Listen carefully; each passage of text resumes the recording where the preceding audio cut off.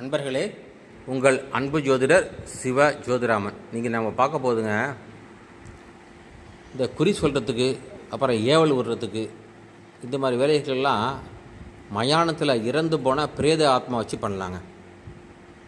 அது என்றைக்கு பண்ணணும்னு கேட்டிங்கன்னா, அமாவாசை முடிஞ்ச 3வது நாள் திரியோதசி திதி அன்றைக்கி தான் பண்ணணும். மற்ற நாளில் அமாவாசை அன்றைக்கி கூட ஒரு சில பேர் பண்ணுறாங்க. அதுலேயும் ஒரு சில இது விஷயங்கள் இருக்குது. அமாவாசையும் பண்ணலாம். அப்புறம் சதுர்தசி திதியிலையும் பண்ணலாம்.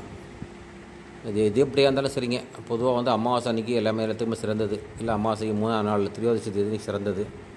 இது பொதுவாக நீங்கள் இந்த ஆத்மாக்களை பிடிச்சி நீங்கள் உங்கள் வசம் வச்சுக்கிட்டு அதை வச்சு நீங்கள் குறி சொல்கிறதா இருக்கட்டும், அல்லது ஏவல் பண்ணுறதா இருக்கட்டும், நீங்கள் செஞ்சீங்கன்னா அதுக்கு முன்னாடி நீங்கள் பிள்ளையார் சித்து எடுத்துருக்கணும். அதே மாதிரி நீங்கள் சுடலை மடம் சித்து எடுத்துருக்கணும். அது எடுத்தால் மட்டும்தான் உங்களுக்கு பாதுகாப்பு. இல்லைன்னா உங்களுக்கு பாதுகாப்பெல்லாம் சொல்ல முடியாது. ஒரு மாந்திரிகராக இருந்து அதை நீங்கள் செய்யணும் அப்படின்னு நினச்சிங்கன்னா, கண்டிப்பாக கணபதி சித்து சுடலை மடம் சித்து எடுக்காமல் நீங்கள் மயானத்தில் போய் ஒரு பிரேத ஆத்மாவை பிடிச்சி கொண்டு உங்கள் வீட்டில் வச்சுக்க முடியாது. உங்கள் வீட்டிலலாம் வச்சுக்க முடியாது. இதை தனியாக ஒரு ரூமில் தான் வச்சுக்கணும். வீட்டுக்கு அதுக்கு சம்மந்தப்படுத்தக்கூடாது. பூஜை ரூம் தனியாக இருக்கணும். அப்படிங்கிறப்ப இதுக்கு மந்திரம் அதெல்லாம் கிடையாதுங்க.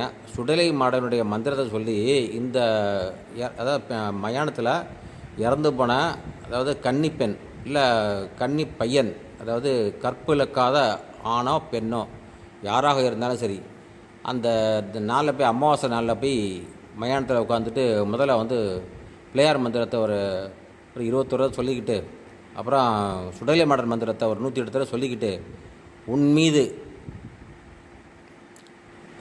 பக்தியுடன் உங்களுடைய ஆசீர்வாதத்துடன் நான் இந்த பிரேதாத்மாவை என்னுடைய கட்டுப்பாட்டுகள் வைக்க உங்களுடைய அனுமதி வேண்டிக்கிறேன் அப்படின்னு சொல்லி வேண்டிக்கிட்டு, அந்த பிரேதாத்மாவை மந்திரம்லாம் ஒன்றும் சொல்ல வேண்டியதில்லைங்க. நீங்கள் ஒரு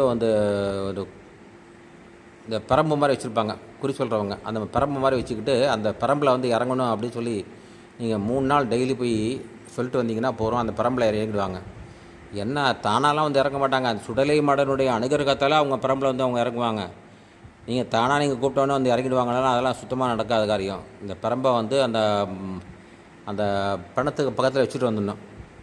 அதுக்கு ஒத்தாசையாக யார் இருக்கணும்னு கேட்டிங்கன்னா, அந்த பணம் மறிக்கிறாரில் சுடுகாட்டில் உள்ளவர், அவருடைய ஒத்துழைப்பு இல்லாமல் நீங்கள் பண்ண முடியாது. இதை 3ஆவது நாள் அந்த பரம்பில் இறங்கிடுவாங்க. இறங்கினதுக்கப்புறம் நீங்கள் பூஜை ரூமில் கொண்டு வச்சுக்கிட்டு நீங்கள் வேணுங்கிறப்ப அந்த குச்சிக்கு மேலே உட்காந்து நீங்கள் குறி சொன்னீங்கன்னா சூப்பராக குறி சொல்லலாம், ஏவலும் பண்ணலாம்.